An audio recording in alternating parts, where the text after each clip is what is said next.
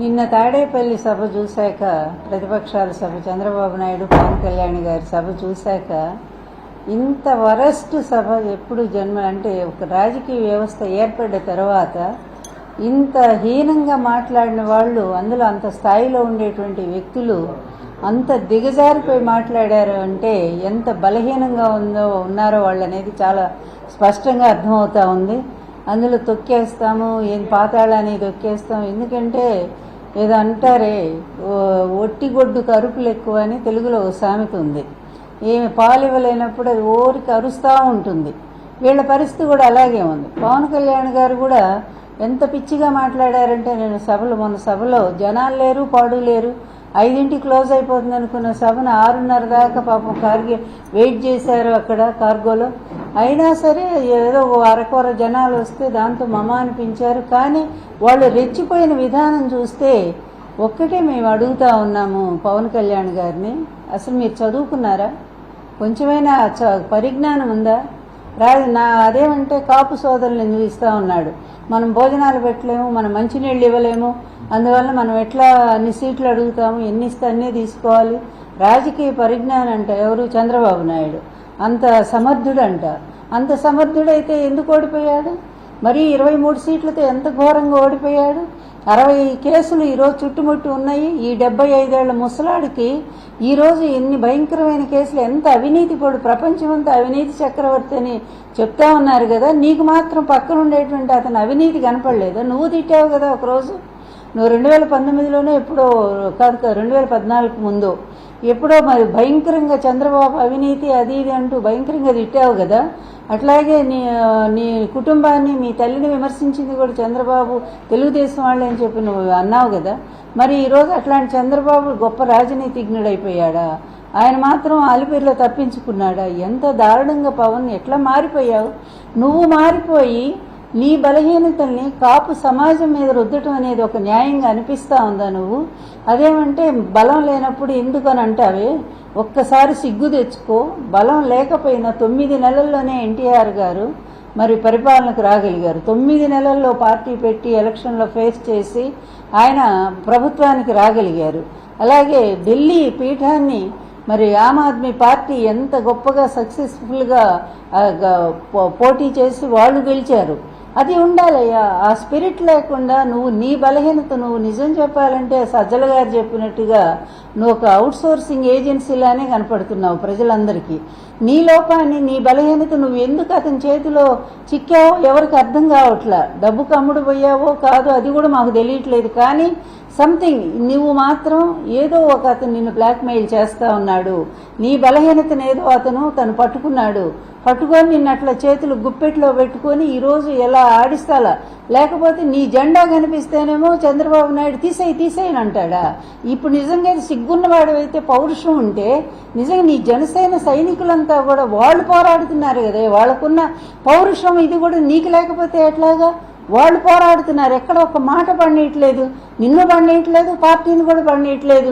ఇంత అవమానకర పద్ధతుల్లో ఎందుకు తెలుగుదేశం పార్టీ తాకట్టు పెడుతున్నావని వాళ్ళు రోడ్డు మీదకి వచ్చి ఫైట్ చేస్తున్నారే నీ కోసం. నీకు ఆ మాత్రం సిగ్గు లేదయ్యా? వాళ్ళకున్నటువంటి పౌరుషం, ఆత్మాభిమానం నీకు లేదా? ఇక నీ జాతిని నువ్వు ఈసడించి మాట్లాడుతూ ఉన్నావే. ఎప్పుడైనా కాపు జాతి కోసం నువ్వు ఏ ఒక్క రోజైనా కరోనా లాంటి కష్ట సమయంలో నువ్వు మరి కోట్లు అప్పుడు సంపాదిస్తూ ఉన్నావు కదా సినిమా నటుడిగా. ఇలాంటి కాపుల కోసం నువ్వు ఒక్క రూపాయి ఖర్చు పెట్టావా నువ్వు? పోనీ నీ బాసు 14 సంవత్సరాలు ఈ రాష్ట్రాన్ని లూటీ చేశాడు కదా. 14 సంవత్సరాలు ముఖ్యమంత్రిగా చేసి మొత్తం లూటీ చేసి 2 ఎకరాల పెద్ద మనిషి ఈరోజు 6 లక్షల కోట్లకి ఎగబాకాడే. ఇదంతా అవినీతి కదా? నీ కళ్ళకు కనపట్లేదా? అందులో నీకు ఎంత షేర్ చేస్తున్నాడో మాకు తెలియదు దాని గురించి, ఎందుకంటే ఇవన్నీ చాటుమాటు వ్యవహారాలు కనుక. కానీ పబ్లిక్గా ఈరోజు కేసులు బయలు చేస్తా ఉన్నాయి కదా. అతని అవినీతి మీద 18 కేసులు స్టేలు తెచ్చుకొని బయటకు వచ్చాడు కదా. అందులో నేనేసిన కేసు కూడా ఉంది కదా. ఇన్ని ప్రత్యక్షంగా ఉన్నా కూడా నువ్వు నమ్మవా అతని గురించి? అంటే నువ్వు అతని చేతిలో ఎలా బందీ అయిపోయావో, ఎలా చిక్కిపోయావో అనేది చాలా స్పష్టంగా అర్థమవుతుంది. అది ఏ బలహీనత లేకపోతే ఏ విధంగా నువ్వు అతని చేతిలో చిక్కావు అనేది కొద్ది రోజులు అది కూడా బయటకు వస్తుంది. కానీ నువ్వు చిక్కి అతని చేతిలో నువ్వు ఈ రోజు కాపు జాతిని అవమానం చేస్తున్నావు. ఇది మాత్రం ఎవరు క్షమించరానటువంటి విషయం.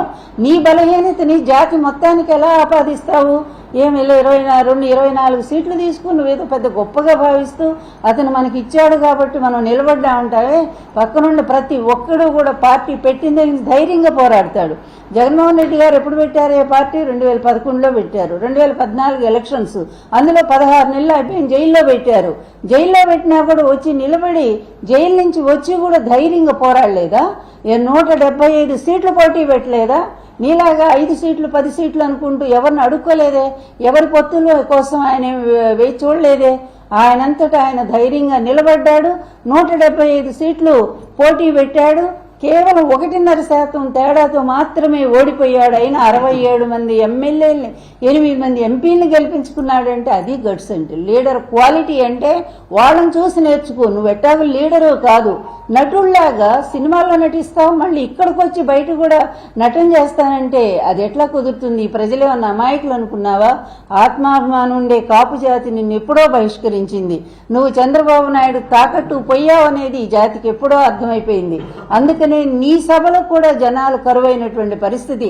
తాడేపల్లి అంటే పూర్తిగా ఇక్కడ కాపు ప్రాంతం అయినటువంటి ఈ ప్రాంతంలో చంద్రబాబు నాయుడు వేసిన ఎత్తు ఏంటంటే బ్రహ్మాండంగా నీ జనాలను ఉపయోగించుకొని తనకొచ్చారని చెప్పి చూపించుకుంటూ, చూసారా మా సభ అంత సక్సెస్ అయింది, ఇంత సక్సెస్ అయిందని చెప్పి చెప్పుకోవడం కోసం ఆయన ఓ పెద్ద ప్లాన్ చేశాడు. చేస్తే ఏమైంది? నువ్వు కూడా చతికిలబడ్డావు అక్కడ.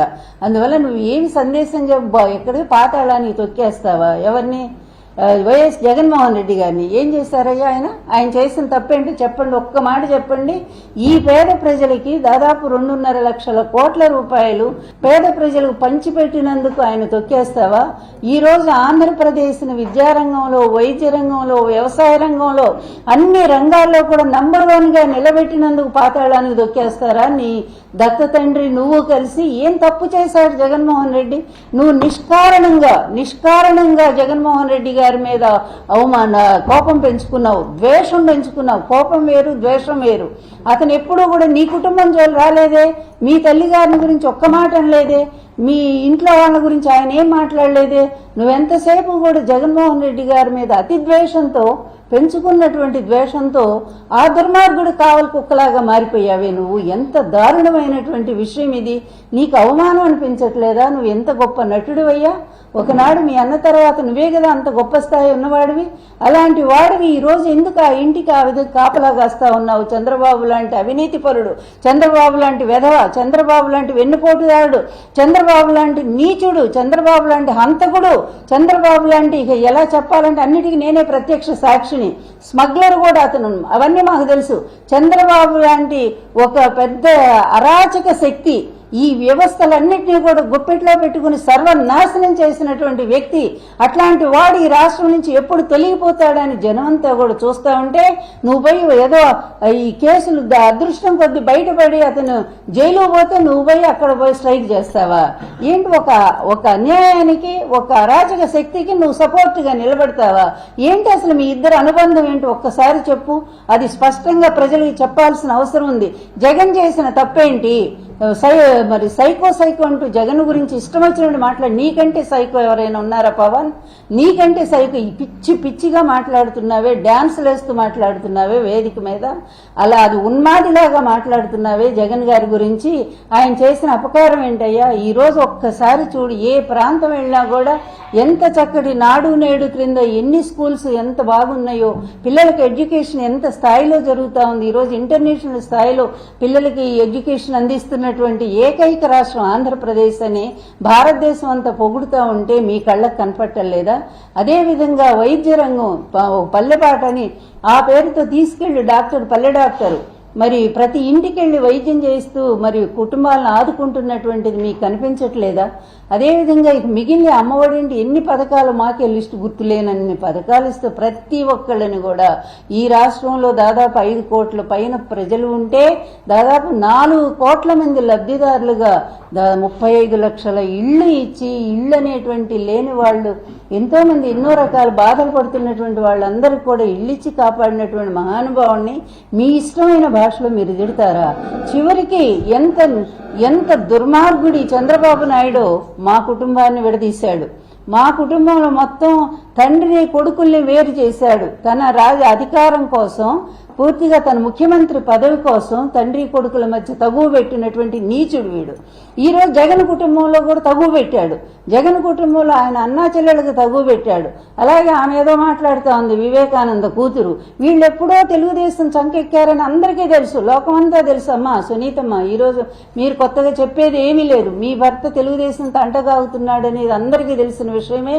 ఆ రోజు వివేకానంద గారిని కూడా రానియకుండా మీరు అడ్డుకొని ఆయన్ని కాంగ్రెస్ పార్టీలో ఉంచారు. విజయమ్మ గారి మీదే పోటీ చేసిన సంగతి తెలుసు. అయినా జగన్ గారు మంచి మనసుతో బాబాయ్ అని చెప్పి ఎమ్మెల్సీ ఇప్పిస్తే ఇదే తెలుగుదేశం వాళ్ళు అతన్ని ఓడించిన సంగతి ఇంకా తెలిసి కూడా కావాలని ఈరోజు మీరు పోటీ చేయడానికి తెలుగుదేశం మీకు సపోర్ట్ ఇస్తుందని చెప్తే, లేదా అతను డబ్బులు ఇస్తా ఉంటే మీరు ఇష్టం వచ్చినట్టుగా ఈరోజు ఒక కుటుంబ సభ్యులయ్యి ఉండి కూడా జగన్మోహన్ రెడ్డి గారి మీద ఇలా మాట్లాడుతున్నారంటే సిగ్గుపడాలమ్మా, సిగ్గుపడాలి.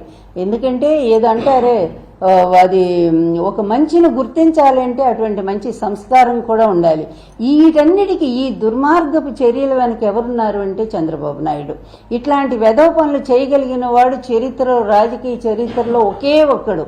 వ్యవస్థల్ని మేనేజ్ చేయగలిగిన వాడు, న్యాయ వ్యవస్థ అయినా సరే, అదేవిధంగా ఈడీ అయినా సరే, సిబిఐ అయినా సరే, ఇంకా ఏ వ్యవస్థ అయినా సరే అతను తన మనుషుల్ని పెట్టుకుంటాడు. అలాగే ఏ పార్టీ అయినా సరే, బీజేపీలో ఇతను కోవర్ట్లు ఉంటారు, కమ్యూనిస్టుల్లో ఉంటారు, ఏ పార్టీ కాంగ్రెస్ లో ఉంటారు. ఇతను అన్ని పార్టీలు అవసరం కొద్ది పార్టీలన్నీ మార్చుకుంటూ ఉంటాడు. అవసరం కొద్ది అవకాశవాద పొత్తులు పెట్టుకుంటూ ఉంటాడు.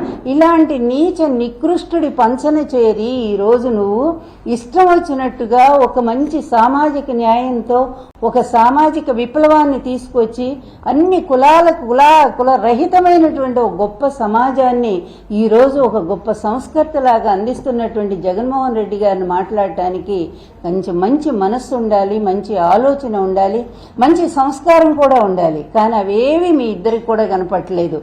ఎంత ఒక రాజకీయ నాయకుడిని నువ్వే చెప్పుకుంటా ఉన్నావు. 10 సంవత్సరాల పార్టీ నీది, ఇంతవరకు కనీసం వార్డు కమిటీలు కూడా వేసుకోలేని దిక్కుమాలిన పార్టీని నడుపుతూ ఉన్నావు. నువ్వు ఎందుకు వేయట్లేదు అందరికీ తెలుసు. చంద్రబాబు ఏం ఆదేశం ఇస్తే అది అట్లాగే దాన్ని నడిపిస్తూ ఉంటావు. నీ పార్టీ అతని కోసమే పెట్టావు. ఇందాక చెప్పాం కదా, మేము ఒక అవుట్ సోర్సింగ్ ఏజెన్సీ లాగా. అతను నిలబడమంటే నిలబడతావు, తీసేయమంటే తీసేస్తావు, లేదా అసలు ఇంట్లో కూర్చోంటే కూర్చుంటావు. అట్లాంటి నువ్వు కూడా వచ్చి జగన్మోహన్ రెడ్డి గారి గురించి విమర్శించడానికి కొంచెమైనా నైతికత ఉండాలి కదా. నీకు అసలు ఆ హక్కు ఉందా? లేకుండా నీ ఇష్టం వచ్చినట్టు మీరు మాట్లాడుతూ ఉన్నారే. నేను ఒక్కటే చెప్తున్నా, ఈ పవన్ కళ్యాణ్ ఒక చిన్న పిల్లాళ్ళు అంటాడు. అసలు రాజకీయాల్లో అతని గురించి ఒక్క నిమిషం కూడా మనం ఏమి మాట్లాడాల్సిన అవసరం కూడా లేదు. నా దృష్టిలో నేను ఎప్పుడు మాట్లాడలేదు, కూడా ఇప్పుడే మాట్లాడుతున్నాను. ఎందుకంటే అతను కనీసం కొంచెమన్నా బుద్ధి వస్తుందేమోనని. కానీ అసలైనటువంటి దొంగ, అసలైనటువంటి నీచుడు, అసలైనటువంటి నికృష్టపు రాజకీయాలను నడిపినటువంటి వాడు, ప్రజల్ని దోపిడీ చేసినటువంటి వాడు, ప్రజా వ్యవస్థల్ని మొత్తం కూడా అన్ని వ్యవస్థల్ని సర్వనాశనం చేసి ఈరోజు ప్రతిదీ కూడా ప్రక్షాళన చేసుకునేటువంటి పరిస్థితిలో ప్రతి వ్యవస్థ పడింది. న్యాయ వ్యవస్థ ఇప్పుడిప్పుడే తేరుకుంటా ఉంది. అదేవిధంగా అన్నీ కూడా తేరుకునేటువంటి ఈ పరిస్థితుల్లో మళ్ళీ ఇలాంటి దొంగ, ఇలాంటి అవినీతి పరుడు, ఇలాంటి ప్రజా వ్యతిరేకి, ముఖ్యంగా పేద వర్గాల వ్యతిరేకమైనటువంటి ఇతను గనక పొరపాటున మళ్ళా ఇతను అధికారంలోకి వస్తే ఎంత ప్రమాదం జరుగుతుందో ఆంధ్ర ప్రజలు కూడా దయచేసి ఆలోచించమని తెలియజేస్తా ఉన్నాను. ఇలాంటి నీచుడి పరిపాలన 14 ఏళ్లు చూశారు. ఆంధ్రప్రదేశ్లో ఎక్కడైనా ఒక చిన్న ప్రాజెక్టు కానీ, ఒక అభివృద్ధి కార్యక్రమం కానీ ఎక్కడైనా ఇతని హయాంలో జరిగిందా? దయచేసి ప్రజలారా మీరు ఆలోచించండి. అదేవిధంగా 3 రాజధానులు అంటంలో కూడా ఆయన ఉద్దేశం ఒక్కటే, 3 ప్రాంతాలు ఒకేసారి డెవలప్ కావాలి.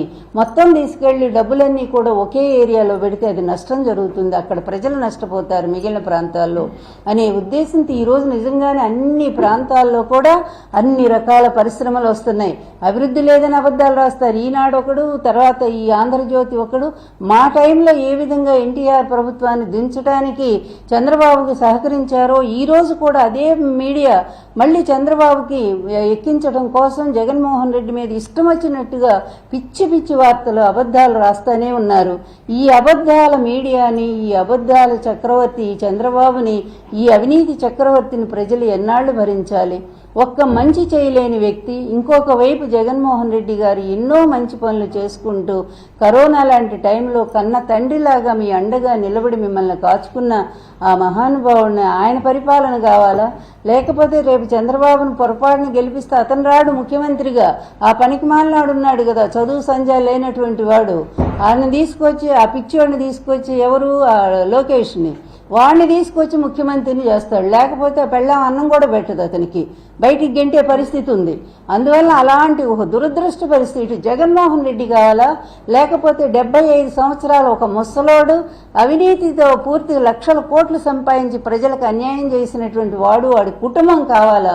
దయచేసి ప్రజలు వాళ్లే నిర్ణయించుకోమని సవినయంగా తెలియజేస్తున్నాను.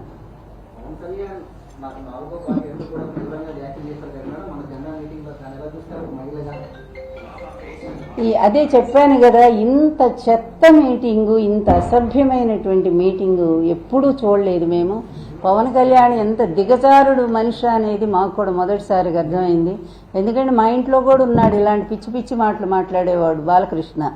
సేమ్ అదే బాటలో వీడు నడుస్తున్నాడు అనిపించింది. ఇద్దరు సినిమా వాళ్ళు కనుక మేము ఏదైనా మాట్లాడవచ్చు అనుకుంటే, ఎందుకంటే జగన్ అనేవాడు అందరికీ, నేను ఎప్పుడో చెప్పాను, నా వల్ల కాలేదు ఈ చంద్రబాబును ఎదిరించడానికి, మా ఆయన కూడా నిస్సహాయుడై చనిపోయాడు. అందువల్ల ఈరోజు నిజం చెప్పాలంటే అతన్ని భయంతో పరిగెత్తేట్టు చేస్తూ నిద్ర లేకుండా చేస్తుంది ఒక్క జగన్మోహన్ రెడ్డి చంద్రబాబుని. నిజమైన మొగుడు చంద్రబాబుకి జగన్మోహన్ రెడ్డి అని చెప్పి ఎప్పుడో సభలో చెప్పాను.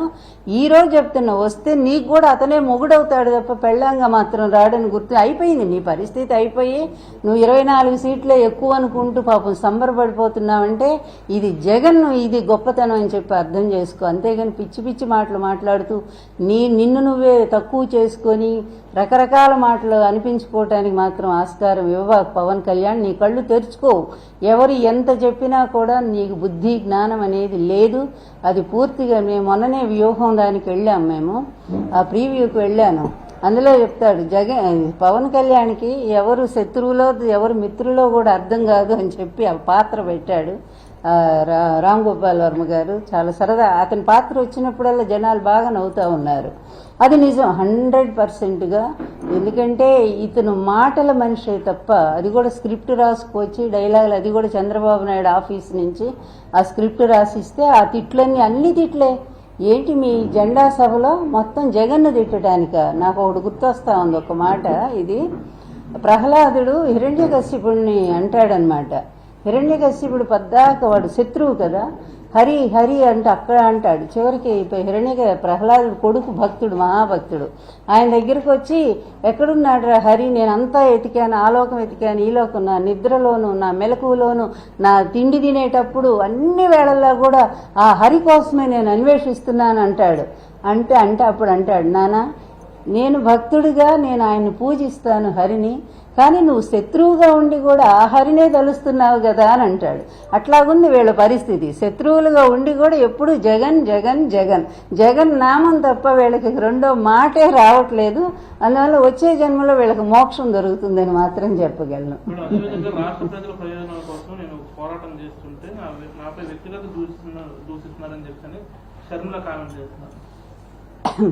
షర్మిల రాజకీయం ఏంటనేది అందరికీ తెలుసు. ఎందుకంటే ఏ పార్టీ అయితే ఆ కుటుంబాన్ని అన్యాయం చేసిందో, ఏ పార్టీ వాళ్ళ అన్నం జైలుకు పంపిందో, ఏ పార్టీ వాళ్ళ తండ్రిని పేరుని FIRలో చేర్చిందో అదే పార్టీ తరఫున, పైగా ఆమె తెలంగాణలో ఉంటానని చెప్పి మళ్ళా ఇక్కడికి రాబడిందో, ఇదంతా చంద్రబాబు స్క్రిప్ట్ అనేది ప్రతి ఒక్కరికి తెలుసు. ఈరోజు వీళ్ళు సునీత కానీ లేకపోతే షర్మిల కానీ వీళ్ళిద్దరూ ఏం మాట్లాడినా, లేకపోతే పవన్ కళ్యాణ్ కానీ మొత్తం చంద్రబాబు జేబులో నుంచే మాట్లాడుతూ ఉన్నారు వీళ్ళు. అందువల్ల ఇక వీళ్ళకు ప్రజలు ఇప్పుడు పట్టించుకోవటం మానేశారు. ఎందుకంటే ఈ విధమైన వ్యక్తిగత ద్వేషాలతోనూ కక్షలతోనూ ప్రతి కుటుంబంలో కూడా ఒక చంద్రబాబు లాగా తయారైతే ఏం చెప్పగలం? మా కుటుంబంలో చంద్రబాబు అయ్యి సొంత మామకే వెన్నుపోటు పొడిచారు. ఈరోజు చెల్లెల రూపంలో మరో చంద్రబాబు వచ్చాడని మేము అనుకుంటా ఉన్నాము. అందువల్ల ప్రతి కుటుంబంలో కూడా ఇలా తయారైతే అది వాళ్ళ నాయకులు తప్ప కాదు కదా. అంత మంచి పనులు చేసిన NTR గారు తప్ప ఆయన వెన్నుపోటు పొడవటం, అదేవిధంగా జగన్మోహన్ రెడ్డి గారు రాష్ట్రాన్ని ఇంత ముందుకు తీసుకుపోవటం ఆయన చేసిన తప్ప. ఎందుకు వీళ్ళందరూ ఈ విధంగా వచ్చి అతని మీద విరుచుపడతారు? ఎందుకు వీళ్ళ ఈర్ష్యని ద్వేషాన్ని ఆయన మీద అంత చూపిస్తారు అంటే ఎవరి చేతుల్లో మీరు కీలుబొమ్మలుగా మారిపోయారు, మీ వ్యక్తిత్వాలను తాకట్టు పెట్టుకున్నారు. అంత మంచి కుటుంబాల్లో పుట్టినటువంటి మీరు పవన్ కళ్యాణ్ కానీ, లేకపోతే షర్మిల కానీ, సునీత కానీ, మంచి కుటుంబాల్లో పుట్టినటువంటి మీరు ఈ విధంగా ఒక దగుల్బాజీ చేతుల్లో కీలుబొమ్మలుగా మారిపోతారా? ఇంతకంటే దురదృష్టం ఉందా? మీకు ఇప్పుడు కాదు, వచ్చే ఎలక్షన్స్ తర్వాత ఏంటనేది మీకు కూడా క్లియర్గా అర్థమవుతుంది పిక్చరు. ప్రజలు మొత్తం కూడా జగన్మోహన్ రెడ్డి గారు వెంటే ఉన్నారు, ఇది మాత్రం మీరు మర్చిపోవద్దు. అలాగే రుషికొండలో 400 కోట్లతో సుమారు 400 కోట్లతో వాళ్ళ స్వలాభం కోసమే నిర్మించుకున్నారని చెప్పిన ప్రతిపక్షంగా విమర్శిస్తున్నారు. ఇది రుషికొండ ఇప్పుడు కాదు కదా, అదొక టూరింగ్ ప్లేస్. గతంలోనే బిల్డింగ్స్ ఉన్నాయి, మీకు తెలుసు కదా, ఇక్కడ ఉన్న వాళ్ళేగా మీరంతా కూడా. గతంలోనే దాని మీద బిల్డింగ్స్ లేవా? అట్లాగే ఇప్పుడు కూడా బిల్డింగ్ కట్టారు, దాన్ని దీనికోసం టూరిజం ప్లేస్ కోసమే కట్టినట్టున్నారు. అట్లాగే ఉందా? సరే, ఇక ఆరోపణ చేయాలంటే ప్రతి ఏదో కోడిగుడ్డు మీద ఏకలు వేయకడం అంటారే, ఒక్క మంచి గురించి వీళ్ళు మాట్లాడి ఇదిగో ఇక్కడ అమ్మఒడి ఇచ్చే దాంట్లో ఈ లోపం జరుగుతూ ఉంది అని చెప్తే నిజంగా దాన్ని ఒక సద్విమర్శగా మనం తీసుకోవడానికి అవకాశం ఉంటుంది. అలాగే ఫీజు రీయింబర్స్మెంట్లో ఇలా జరుగుతున్నాయి, ఎక్కడో చోట అవకతవకలు ఉన్నాయి, లేకపోతే కొంతమందికి అందట్లేదు అని అంటే దాన్ని సద్విమర్శగా తీసుకోవడానికి అవకాశం ఉంది. అలా కాకుండా చేసే మంచి పనులు ఒక్కటి కూడా మాట్లాడకుండా సీఎం పచ్చ మీడియా ఆ స్క్రిప్ట్ ఏదైతే ఉందో అదే వీళ్ళిద్దరు మాట్లాడుతున్నారంటే అర్థం కావట్లేదా ఈ వీళ్ళ వెనక ఎవరు నడిపిస్తున్నారనేది? అదే చెప్పాను ఇందాక బాబు, అదే చెప్పాను నేను. ఆమె భర్త పూర్తి తెలుగుదేశం అనేది అందరికి ఎప్పుడో తెలుసు బాబు. అప్పుడు వివేకానంద రెడ్డిని రానియకుండా ఆయన కాంగ్రెస్ పార్టీలో ఉంచింది ఆ కుటుంబమే. మాట్లాడాను నేను దాని మీద.